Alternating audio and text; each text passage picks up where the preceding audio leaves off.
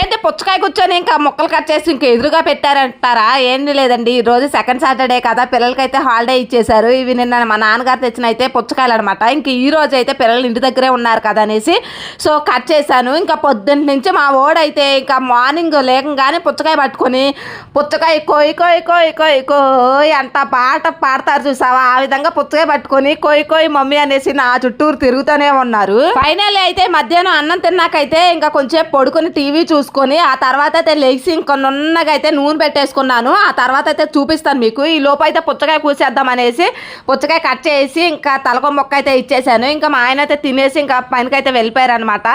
So మా ఓడైతే చిన్న మొక్క తినేసి పడుకుని టీవీ చూస్తున్నాడు. మా పెద్ద బాబు అయితే ఫైనల్ అయితే ఇంకా లాస్ట్లో అయితే ఇంకా నేను ఆయిల్ పెట్టేసుకున్నానండి. రేపు ఎలాగో సండే కదా, తలస్నానం చేసేసి మధ్యాహ్నం నుంచి అయితే ఆయిల్ ఫుల్గా పెట్టేశాను. నిన్నటి నుంచి ఒక్కటే తలనొప్పి అనమాట.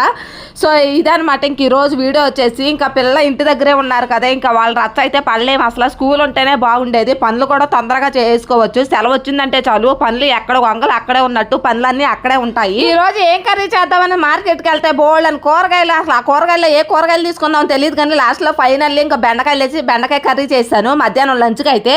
సో తినేసి అందరం ఇంకా ఈవినింగ్ టైంలో ఇలా పుచ్చకాయ కోసుకుని తింటున్నాం అనమాట. సో ఓకేనండి, వీడియో నచ్చితే లైక్ చేసేయండి. Bye bye.